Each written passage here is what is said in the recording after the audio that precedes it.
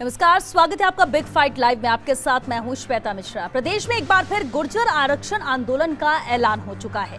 1 नवंबर को अपनी मांगों को लेकर गुर्जर समाज एक बार फिर पीलूपुरा में जुटेगा और गुर्जर आरक्षण को संविधान की नवी सूची में शामिल कराने की मांग बुलंद करेगा। साथ ही गुर्जर समाज ने एमबीसी के बैकलॉग पदों पर भर्ती करने, प्रक्रियाधीन भर्ती में एमबीसी आरक्षण का लाभ देने, आंदोलन के दौरान मृतकों के परिजनों को मुआवजा और नौकरी देने सहित कई मांगे दोहराएगा। इस बीच सरकार ने गुर्जर समाज की कई मांगे मान ली हैं। फिर भी कर्नल किरोड़ी सिंह बैंसला ने आंदोलन का ऐलान कर दिया है। जहां एक ओर कोरोना का कहर पूरी दुनिया में जारी है, वहीं ऐसे में मांगों को लेकर आंदोलन करना कहां की समझदारी है। सवाल ये भी है कि महामारी के बीच आंदोलन क्यों।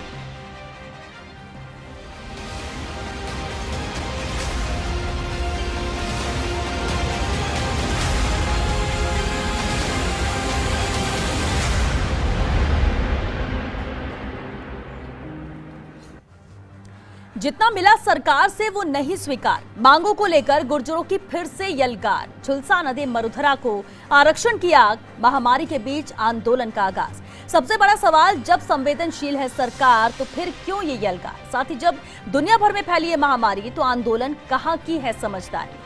बिग फाइट पे बहस आज जिसे हम मुद्दे पर और बहस के लिए मौजूद है हमारे साथ खास मेहमान। चलिए उनसे रूबरू करा दे आपको। हमारे साथ बीजेपी नेता फतेह सिंह गुर्जर जी हैं, निवर्तमान पीसीसी सचिव जसवंत गुर्जर जी हमारे साथ हैं, पूर्व एएजी अभिनव शर्मा जी साथ हैं और साथ ही राम अवतार जी हमारे साथ है, प्रदेश महामंत्री हैं अखिल भारतीय गुर्जर महासभा के। बहुत स्वागत है आप सभी का बिग फाइट लाइव में। राम अवतार जी, आपसे शुरुआत करते हैं। आखिर क्यों इतना जरूरी हो गया ये आंदोलन इस महामारी के बीच में? हमने अभी कुछ समय पहले अड्डा में महापंचायत की थी, उसमें भी सरकार को चेताया था। उसके बाद भी सरकार समय रहते नहीं चेत पा रही और ये हमारी एक मजबूरी है कि इस महामारी के अंदर हमको आंदोलन करना पड़ रहा है। ये आपकी मजबूरी है, लेकिन कितने लोगों की तो जान भी खतरे में आ जाएगी ना। कोविड के मद्देनजर थोड़ा रुका जा सकता था, बातचीत पहले भी हुई थी, इससे पहले भी आप लोगों ने टाला था कि हाँ अभी आंदोलन नहीं, और खत्म किया था इसे, वक्त दिया था सरकार को। हमने सरकार को समय दिया था, समय रहते सरकार ने अभी हमारी मांगे पूरी नहीं की है। और अगर जब तक हमारी मांगे पूरी नहीं करेंगे, जब तक हम आंदोलन, अब जो समय दिया था वो हो चुका है और इसलिए हम आंदोलन कर रहे हैं। ठीक है, जसवंत गुर्जर जी, देखिए सरकार संवेदनशील है, वार्ता के द्वार खुले हैं। आज एक अहम निर्णायक बैठक भी होने जा रही है, 40 सदस्यीय दल भी पहुंचने वाला है और वो वार्ता करेगा। लेकिन उससे पहले अगर हम विजय बैंसला की बात करें, उनका सीधे तौर पर कहना है कि हम करना नहीं चाहते हैं आंदोलन, हमें सरकार मजबूर कर रही है। देखिए, अशोक गहलोत जी के नेतृत्व में राजस्थान में जब भी सरकार रही है, सदैव उन्होंने बड़ी संवेदनशीलता से और संवेदनशील मुख्यमंत्री के नाते, जैसे उनकी इमेज भी है, छवि भी है, और वो हमेशा इन मुद्दों को लेके जागरूक भी रहते हैं, स्वयं करते हैं। तो जब जब आंदोलन हुआ, गुर्जरों की कोई भी मांग रही है, उन्होंने हमेशा वार्ता के लिए द्वार खुले रखे हैं। जब भी उनकी मांग रही है, सहानुभूतिपूर्वक उसे विचार करा और विचार करके जहां तक पूर्ण हो सकती है उस मांग को पूर्ण करा। भाजपा की तरह नहीं है कि उसने 72 गुर्जर मार दिए। इस देश के अंदर आजादी के बाद अगर कहीं किसी आंदोलन में सबसे ज्यादा नरसंहार कहीं हुआ सरकार के द्वारा, तो आजादी के बाद राजस्थान में हुआ और भाजपा ने 72 गुर्जर मार दिए। और आज ये विजय बैंसला जी आंदोलन की बात कर रहे हैं। जब वो लोकसभा चुनाव से पहले भाजपा में शामिल हुए थे तो उन्होंने कहा था कि हम लोकसभा चुनाव में भाजपा में इसलिए शामिल हो रहे हैं कि नवी अनुसूची में सरकार आने पे केंद्र में बीजेपी की, हम इसे शामिल कराएंगे। उन्हें केंद्र की मांग रखनी चाहिए और संपूर्ण गुर्जर समाज और सभी पार्टियां इस मुद्दे पे एकजुट है कि अगर वो मांग रखते हैं, भाजपा इस मुद्दे को क्यों नहीं नवी अनुसूची में शामिल करती है, क्यों नहीं उसको प्रोटेक्शन करती है।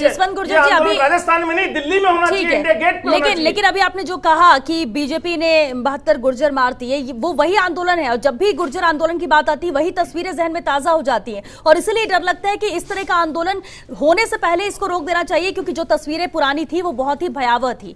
फतेह सिंह गुर्जर जी, उस वक्त का जो आंदोलन था, 72 जाने गए थे उस वक्त, और अभी फिर से आंदोलन, फिर अपनी मांगे, वो तस्वीरें ही ताजा होती है। क्या आपको लगता नहीं है कि सरकार गंभीर है? जब सरकार ने 3 अहम मांगे मान ली है और इसमें रास्ता कुछ बीच का निकाला जाना चाहिए, आंदोलन ही रास्ता नहीं है।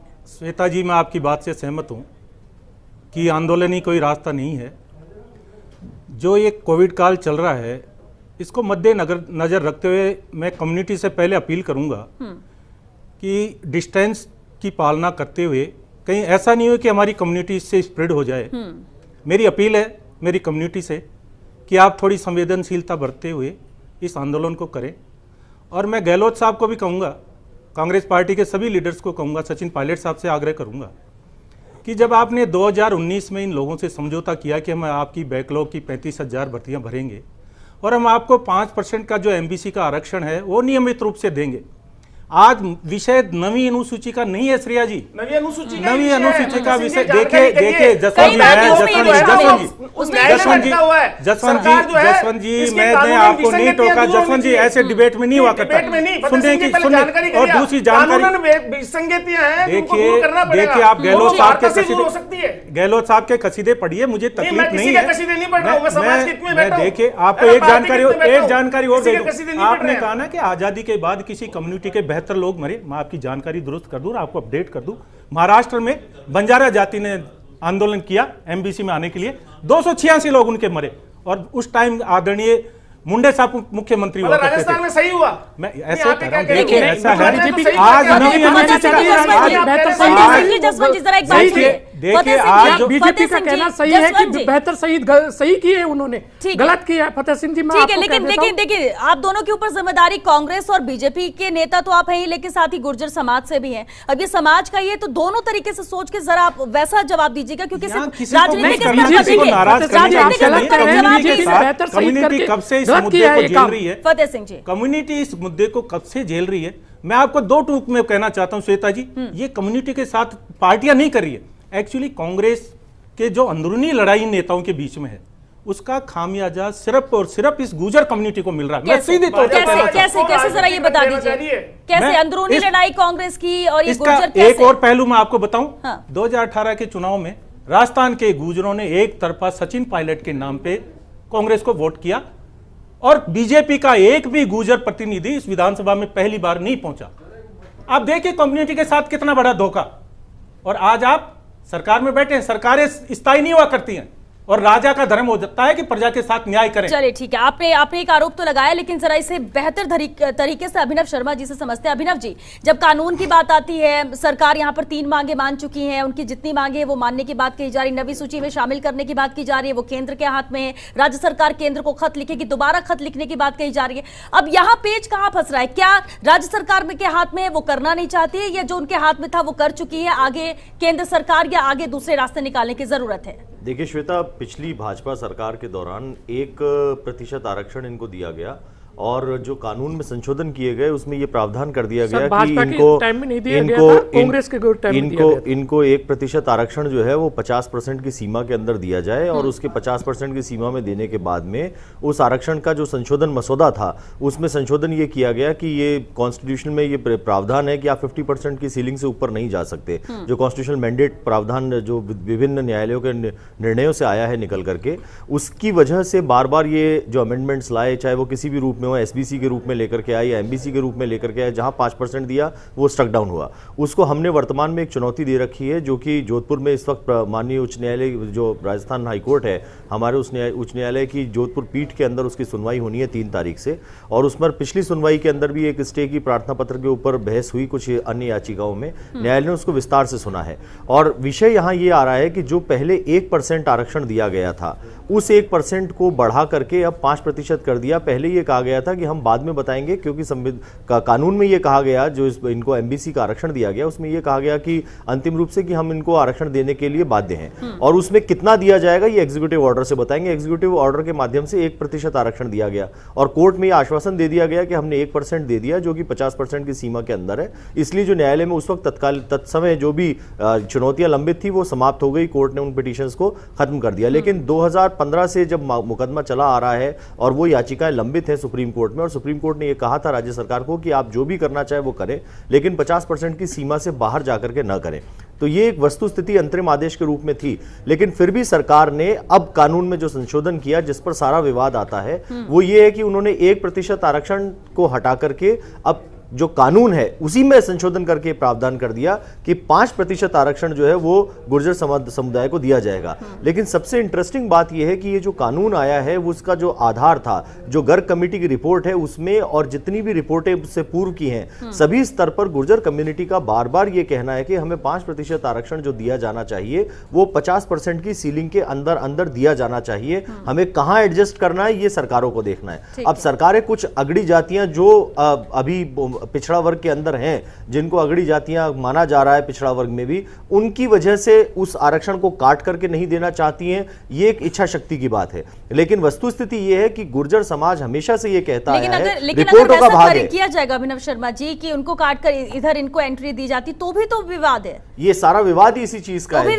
जो आरक्षण लेकर के बैठा है वो आरक्षण को छोड़ना नहीं चाहता। आपको ध्यान होगा पहले मीणा समाज के साथ में विवाद हुआ, स्टार्टिंग जो हुई थी वो मीणा वर्सेस गुर्जर था, उसके बाद ये जाट वर्सेस गुर्जर हो गया, फिर यादव वर्सेस गुर्जर हो गया। तो ये इस तरीके से परिस्थितियां जो है वो समय समय के साथ बदलती रही हैं। लेकिन सुप्रीम कोर्ट का गैग जो लिमिट है वो 50% की आज भी है और इसी गुर्जर आरक्षण को लेकर के सुप्रीम कोर्ट ये कह चुके हैं कि आप 50% से अधिक सीमा में नहीं देंगे, फिर भी दे दिया गया। उसको चुनौती दी गई है, उसके संबंध में न्यायालय में अभी विवेचन होना है। 3 तारीख से प्रकरण की वापस सुनवाई होनी है। अभी पिछले महीने छुट्टियां जब लगी, न्यायालय जब वेकेशन पे गए हैं इस दशहरा के, उससे पहले भी इस प्रकरण की अंतिम रूप से सुनवाई हुई है। कोर्ट ने पूरा दिन विस्तृत सुनवाई करने के बाद मामले को 3 तारीख को वापस रखा है। 3 तारीख को इस प्रकरण की पुनः सुनवाई वहां जोधपुर के अंदर खंडपीठ में होनी है।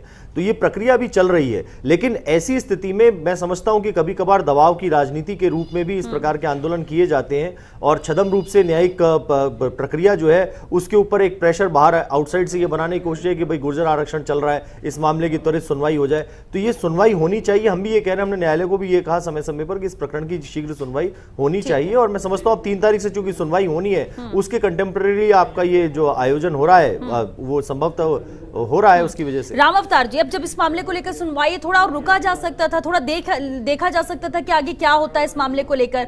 इस तरह से क्या मान लिया जाए कि प्रेशर क्रिएट करने के लिए सब कुछ किया जा रहा है? दूसरी बात, क्या गुर्जर समाज पूरा एकजुट है कि इस तरह का आंदोलन हो? क्योंकि ये तो जानकारी मिल रही है कि 2 तरफ बटे हुए हैं लोग, एक जो चाहते हैं कि इस तरह का आंदोलन हो, दूसरा शांतिपूर्ण तरीके से चाहते हैं कि इस मामले को आरक्षण जो भी मिलना है या जो भी उनकी मांगे वो पूरी की जाए। पूरा गुर्जर समाज आरक्षण मुद्दे पे एक साथ है और गुर्जर समाज आरक्षण के लिए हमेशा एक रहा है। रही बात प्रेशर करने की, हमने कोई प्रेशर नहीं कर रहे। हमारी मांग आरक्षण की है, 5% आरक्षण कैसे दे, गवर्नमेंट ने कैसे क्या किया है, 9वीं अनुसूची में मांग कर रहे हैं वो भी नहीं कर रहे। दूसरी 5% जो 4% बैकलॉग है, ये तो केंद्र के हाथ में 9वीं सूची की अनुसूची की जो बात कर रहे हैं। 4% बैकलॉग भी अभी तक नहीं दिए। इन्होंने जो शहीद हुए उनको नौकरी नहीं दी, दूसरा जो शहीदों को शहीद का दर्जा नहीं दी। तो ये तो आंदोलन करने के लिए मजबूर किया गया है गवर्नमेंट ने। अच्छा, 3 मांगे मानी भी तो गई हैं।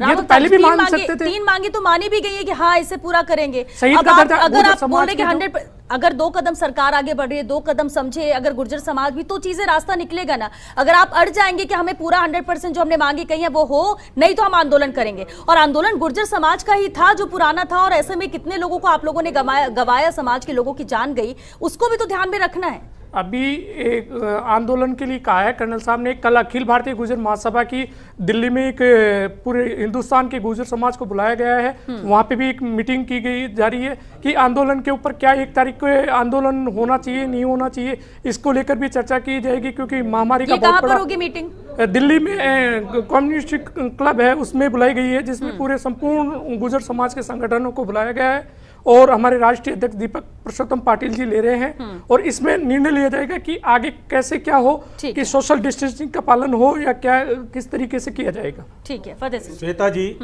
जो राम अवतार जी जिस बात को कह रहे हैं कि मैं उस बात से सहमत हूँ। जो 3 लोग बाद में मरे आंदोलन के बाद, उनके साथ दोहरा रवैया क्यों? जब आपने 72 लोगों को अनुकंपा नौकरी दी तो 3 को क्यों नहीं? उन 3 को सरकारी सहायता जो उनको मिली वो इनको क्यों नहीं? और जो 5 लाख की आप बात कर रहे हैं, आप सरकार ने क्या दिया? चांदना जी ने कहीं से सामाजिक तौर पे फंड इकट्ठा किया और उस परिवार को दिया। तो ये सरकार की सहायता नहीं है, ये सामाजिक सहायता है। और जो 1252 पदों की जो ये बात कर रहे हैं, वो सिर्फ और सिर्फ कोर्ट का डंडा है। उस कोर्ट के डंडे से इन्होंने 1252 लोगों को नियमित कर दिया। इन्होंने क्या किया, मुझे इसका जवाब दें। और जो 9वीं अनुसूची की चिट्ठी की ये बात सब तो आपकी मांगों में शामिल है ना, देखिए ये शामिल है चीजें। ये 1252 शामिल नहीं है। ये बैकलॉग में नहीं है, ये पहले से लोग काम कर रहे हैं। ये कोर्ट का डंडा था, बाकी है। ये कोर्ट का डंडा था। कोर्ट ने कहा इनको दीजिए, आप उसकी चिट्ठी लिख के दे रहे हैं, 12 से 12। इस मांग को जो माना गया, आपने कहा कोर्ट ने ऑर्डर दिए थे इसलिए गवर्नमेंट ने ये किया। दूसरी बात, जो 3 गुर्जरों को गोली लगी थी उनको अशोक चांदना मंत्री जो 5-5 लाख रुपए देने के बाद आप कह रहे हैं गवर्नमेंट नहीं दे रही, ये वो खुद से दे रहे, यानी ये भी आप उसमें शामिल नहीं करते कि गवर्नमेंट कुछ कर, राज्य सरकार कुछ करे। ये समाज से फंड आया, ये सरकार का फंड नहीं है। ठीक है, चलिए ये भी मान लेते हैं। लेकिन तीसरी जो मांग मानी गई कि नवी अनुसूची में शामिल करने के लिए केंद्र को पत्र लिखेंगे, अब ये तो केंद्र के हाथ में है, तो जरा सवाल ये भी उठता है, पत्र जारी करके इन्होंने सरकार को भेज दिया। आज नवी अनुसूची का विषय नहीं है, आज विषय ये नहीं चाहिए आप लोग को, ये नहीं चाहिए ये है कि आप हमें बैकलॉग भरिए और हमारा 5% दीजिए। आज का विषय ये है कि हमें नवी अनुसूची का विषय नहीं है। आज का विषय सिर्फ और सिर्फ ये है कि हमारा बैकलॉग भरा जाए और हमें नियमित रूप से 5% दिया जाए, और इसके अलावा कोई बात नहीं। लेकिन ये क्या पॉसिबल है नवी अनुसूची में डालने के बिना ही? और 3 मांगे जो मानी गई है, इस पर क्या कहेंगे जसवंत गुर्जर जी? राज्य सरकार तो कह रही है कि दरवाजे खुले हैं, वार्ता होगी और आज भी अहम बैठक होने जा रही है जो निर्णायक साबित होगी, लेकिन 3 मांगे जो मानी गई उसे राज्य सरकार को क्रेडिट नहीं दिया जा रहा है। ये इनका कहना है कि वो तो अलग अलग वजह थी, उस वजह से किया जा रहा है, लेकिन राज्य सरकार ने इस पर कोई फैसले नहीं लिए।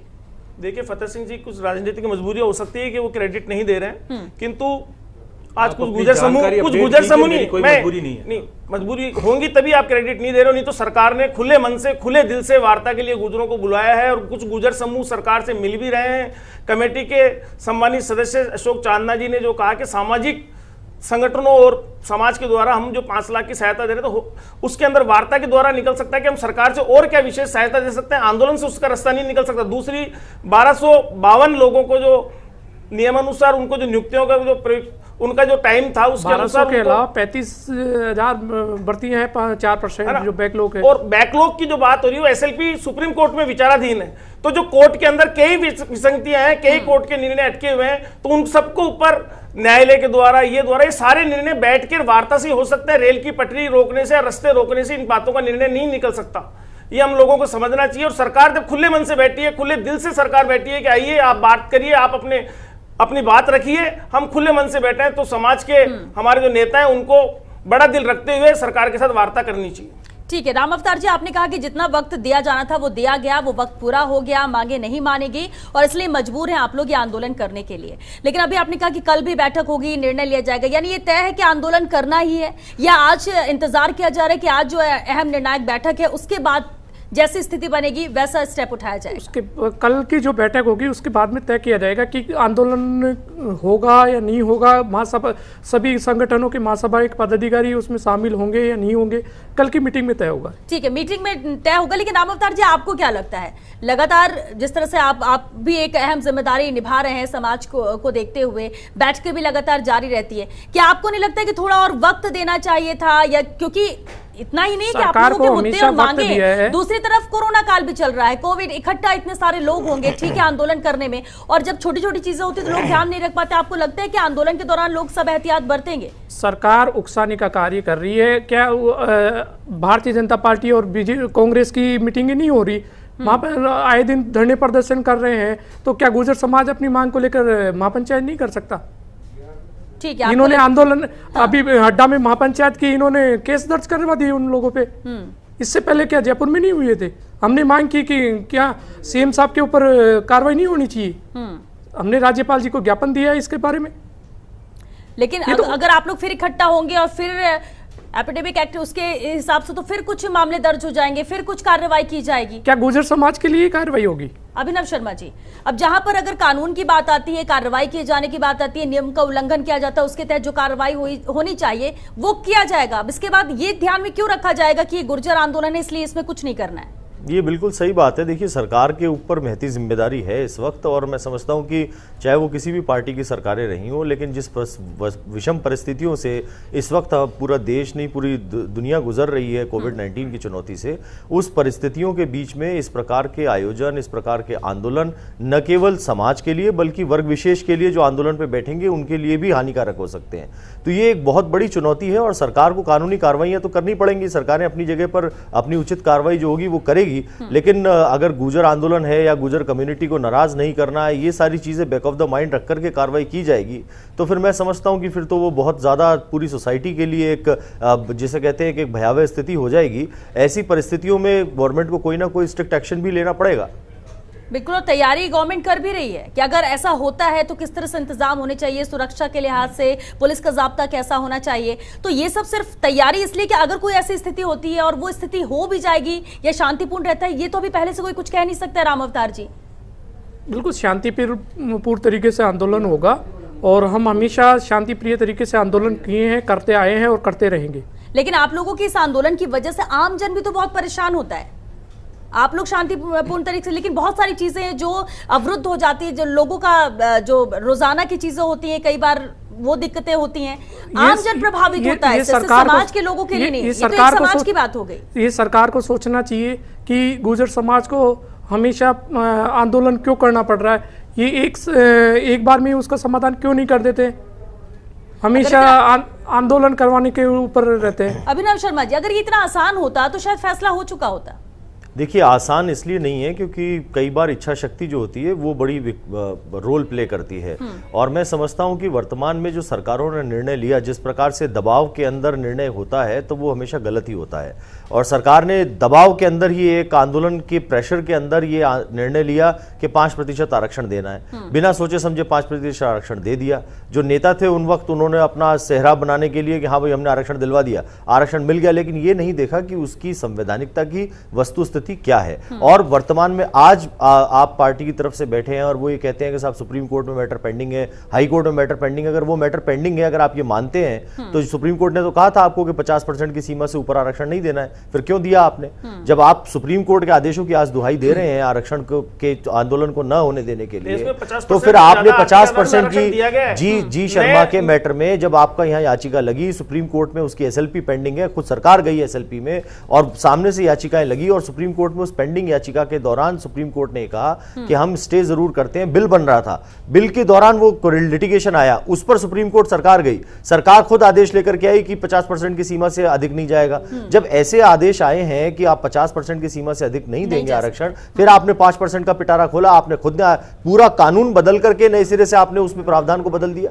आपने 1% आरक्षण एग्जीक्यूटिव ऑर्डर से दिया, उसको विड्रॉ किया, आपने 5% एक्ट में इंट्रोड्यूस किया कि लीजिए आप सेटिस्फाई हैं, 5% दे दिया और आपने भर्तियां करनी शुरू कर दी। जसवंत गुर्जर जी, और उस वक्त भी तो कुछ सोचा गया होगा क्योंकि पूरी विधिक स्टडी की जाती है, किस तरह से इस फैसले को पढ़ा जाए, क्या किया जा सकता है, क्या रास्ता निकाला जा सकता है, बहुत कुछ हुआ था उस वक्त भी।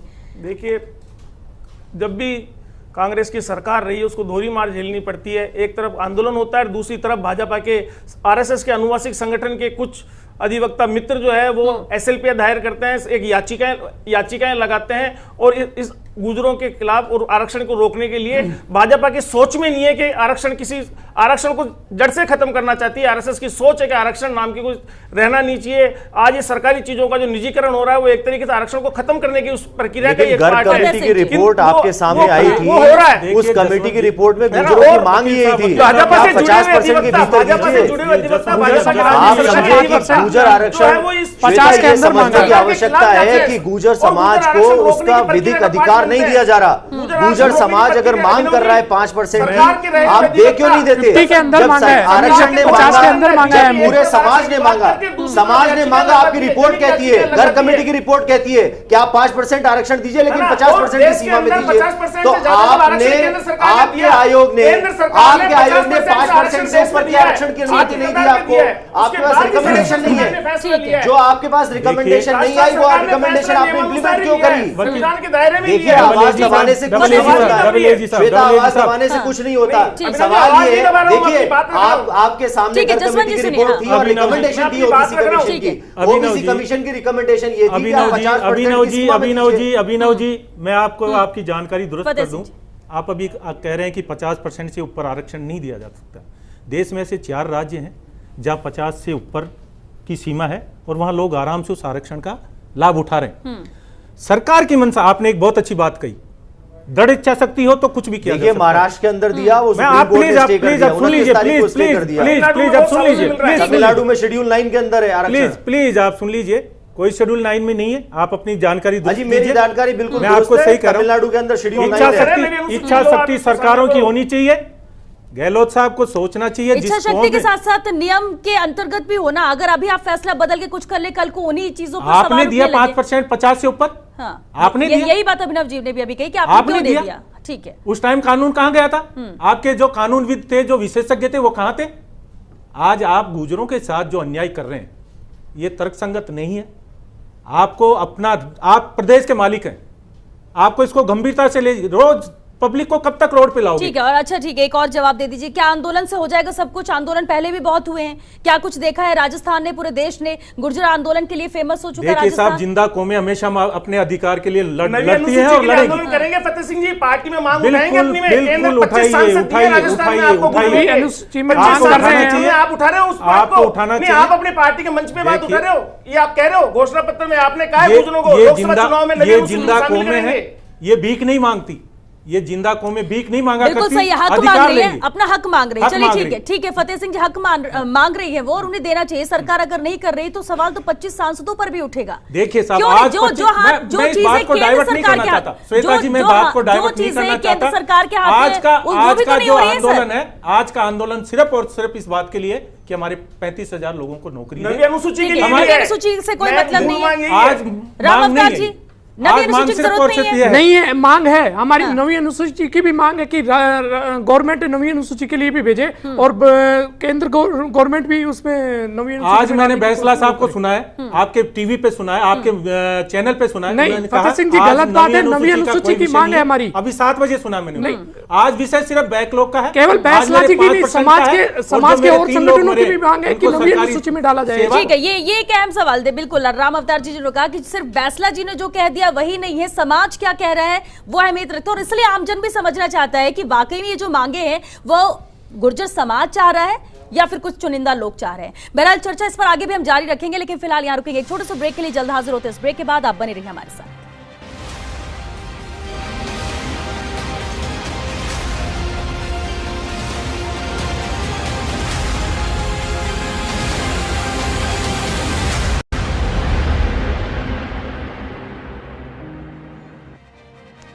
ब्रेक के बाद आपका स्वागत। और सवाल वही कि आखिर महामारी के बीच में ये आंदोलन क्यों इतना जरूरी है? क्या बात आज बन पाएगी? जो अहम निर्णायक बैठक आज होने वाली, इसी पर चर्चा हमारी लगातार जारी है। हमारे साथ खास मेहमान बने हुए हैं।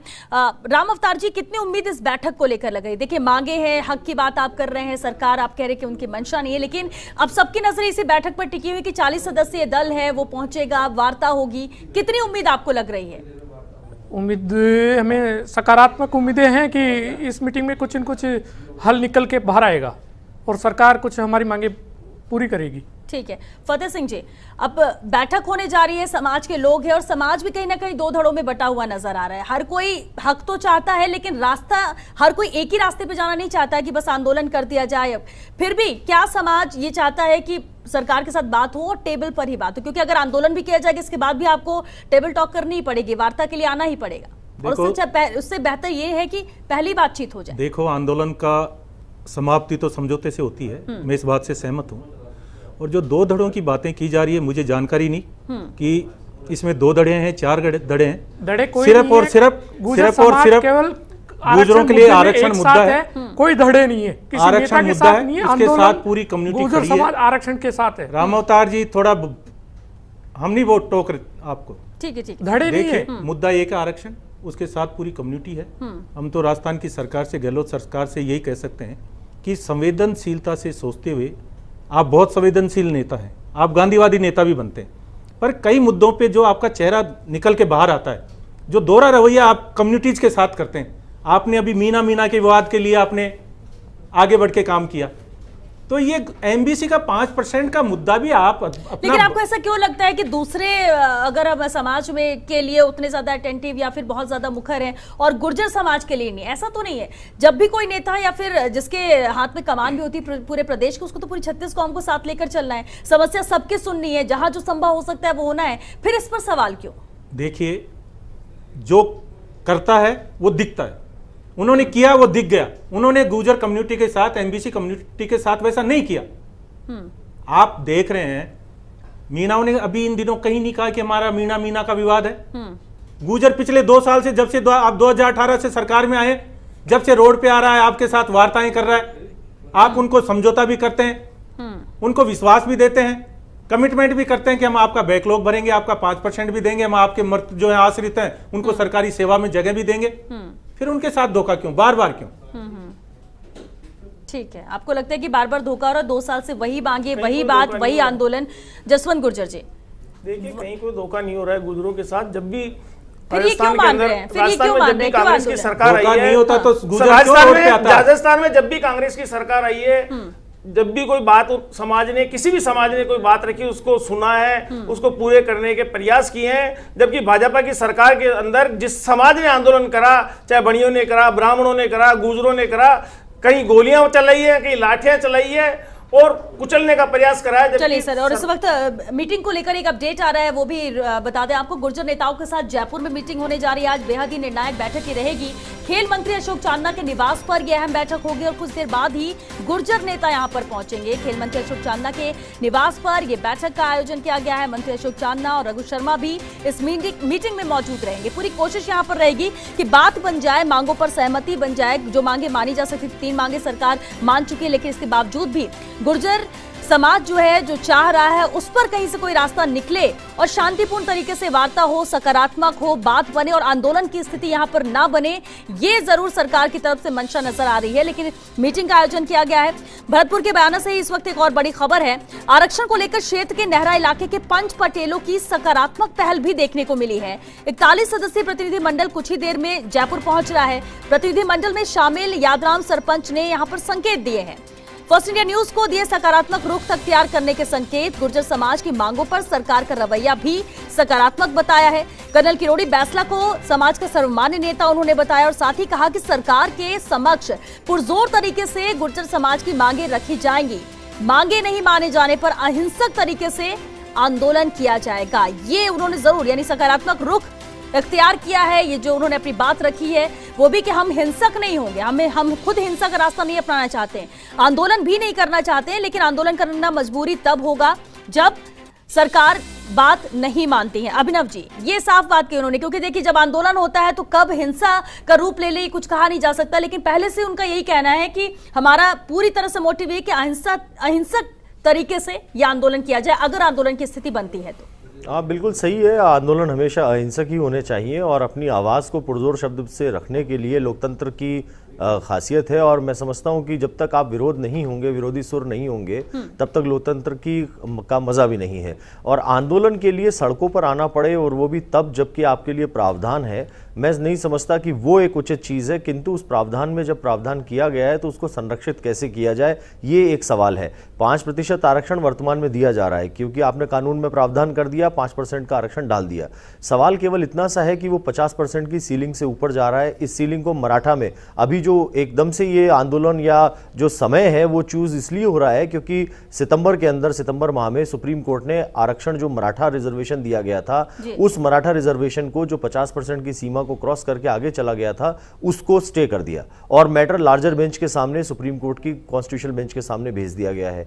तो अब सवाल ये उठ पड़ा हुआ है कि जब मराठा जैसी कम्युनिटी जिसने इतना बड़ा आंदोलन किया और पूरा महाराष्ट्र को हिला करके रख दिया और पूरे देश में एक बड़ा एग्जाम्पल सेट हुआ कि देखिए मराठा कम्युनिटी को एक्सेस रिजर्वेशन मिल गया है, अब तो गुर्जर कम्युनिटी का भी मिल जाएगा, लेकिन सुप्रीम कोर्ट ने उसको भी स्टे किया। और वो मैं समझता हूं कि गर्ग कमेटी की रिपोर्ट एक फौरी कार्रवाई है जिसके आधार पर ये 5% आरक्षण देने की बात कही गई। फॉर्मेलिटी करी है उस कमेटी ने, कोई कार्रवाई की रिपोर्ट नहीं है, बिल्कुल बेढंगी रिपोर्ट है। और उस बेढंगी रिपोर्ट के ऊपर उतना ही बेढंगा रिकमेंडेशन जो है स्टेट ओबीसी कमीशन का है कि दे दिया जाए। उस वक्त और मराठा में आंदोलन खत्म करने के लिए ऐसा किया। बिल्कुल, मैं ये कह रहा हूं कि मराठा रिजर्वेशन की जो रिपोर्ट है, अगर आप उसको देखेंगे, वो 3 वॉल्यूम में रिपोर्ट है और वो बहुत ही बेहतरीन ढंग से एक एक स्टैटिस्टिकल डेटा उठा करके किस आरक्षण में कहां है। यहां बस केवल पंचायत में गए, पंचायत से पूछा क्या चाहते हो, उन्होंने कहा 50%, 5% आरक्षण, 50% की सीमा में। हर जगह गांव ढाणी ढाणी घूम करके बस एक रिपोर्ट बना दी कि ये लीजिए। जबकि वहां जो रिजर्वेशन की रिपोर्ट बनी है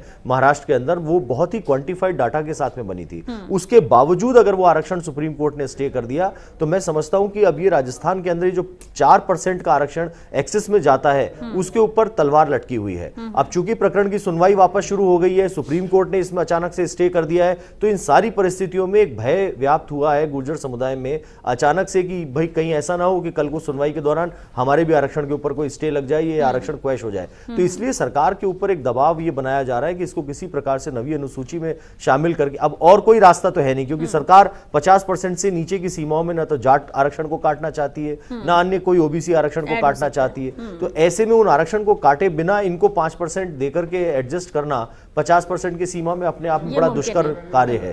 तो इसलिए सरकार की एक विडम्ब स्थिति को देखते हुए ऐसा लगता है कि समझाया गया है कि इसको 9वीं अनुसूची के अंदर डाल दिया जाए तो ठीक रहेगा। तो अब वो प्रयास एक चल रहे हैं, उसके लिए अब मैं नहीं समझता कि वो एक लंबी प्रक्रिया है 9वीं अनुसूची में, क्योंकि ये इस प्रकार के निर्णय होने के लिए कि 9वीं अनुसूची में जाएगा या नहीं जाएगा, इसके लिए भी संसद में एक बड़ा इशू है ये।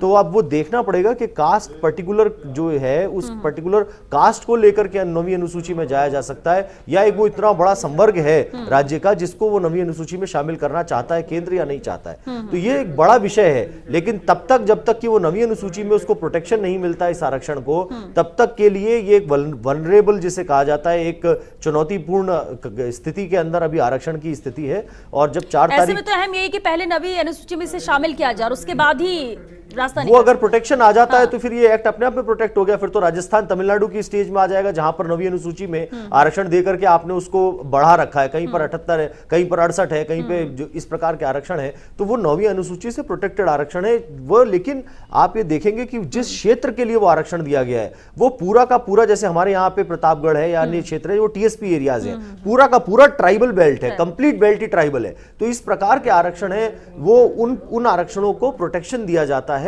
इस 9वीं अनुसूची के माध्यम से, कि इनमें अगर 50% की सीलिंग भी क्रॉस होती है, क्योंकि बहुसंख्य आबादी इस प्रकार की है जो ग्रामीण क्षेत्रों में पिछड़ी है, बिल्कुल ट्राइबल है, जिनको आज भी सोशल लाइफ में 50-60 साल बाद आजादी के सोशल लाइफ में लाने के लिए बहुत सारे प्रयासों की जरूरत है। तो इन सारी परिस्थितियों को देखते हुए 9वीं अनुसूची के लिए केंद्र सरकार को काम करना होता है। देखिए श्वेता जी, AA साहब कह रहे हैं आज विषय वो नहीं है कि ये 9वीं अनुसूची में जाए। जब आपने विधानसभा में बिल पारित करके उसको नया कानून बना के 50 के ऊपर आपने 54% कर दिया, तो ये सिर्फ और सिर्फ सरकार की हठधर्मिता है कि उनका बैकलॉग नहीं भर रही। आज कहीं कोई ये विषय नहीं है कि आपको इसको 9वीं अनुसूची में जाएगा, ये इसमें जाएगा। आज आपने यहाँ साथ में ये भी आपका ये बिल यहाँ टर्न डाउन नहीं हुआ है, ये सर्वसम्मति से बिल पास हुआ है। इसलिए आज ये गुमराह करने की स्थिति में जो राजस्थान सरकार गुमराह कर रही है कम्युनिटी को, ये गुमराह नहीं करे। 5% आपने जो 50 के ऊपर जाके किया है, आपने का बिल टर्न डाउन नहीं हुआ, आपका बिल सर्वसम्मति से पास हो गया, बिल को आपने लागू कर दिया। सिर्फ और सिर्फ आपकी इच्छा शक्ति नहीं है कि गुर्जर को 5% आरक्षण मिल जाए और उसका बैकलॉग भर दिया जाए। आज तो विषय ही है।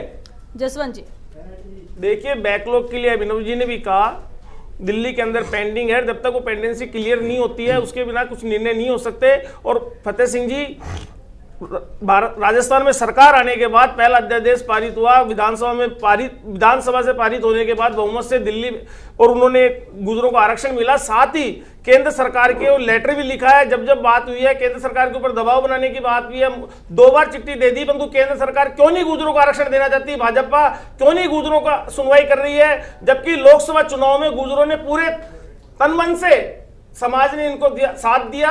विजय बैसला वही पे बात भाजपा में शामिल हुए कि मंशा है, क्योंकि वक्त खत्म हो रहा है। एक लास्ट कमेंट राम अवतार जी जरूर चाहेंगे, क्या समाज के सर्वमान्य नेता कर्नल किरोड़ी सिंह बैसला है जो वो फैसला करेंगे वही फाइनल है, या समाज में समाज के एकजुट होकर जो फैसला होगा वही? समाज के जो सभी संगठन और सभी लोग एकजुट होकर जो फैसला लेंगे वही सर्वमान्य है।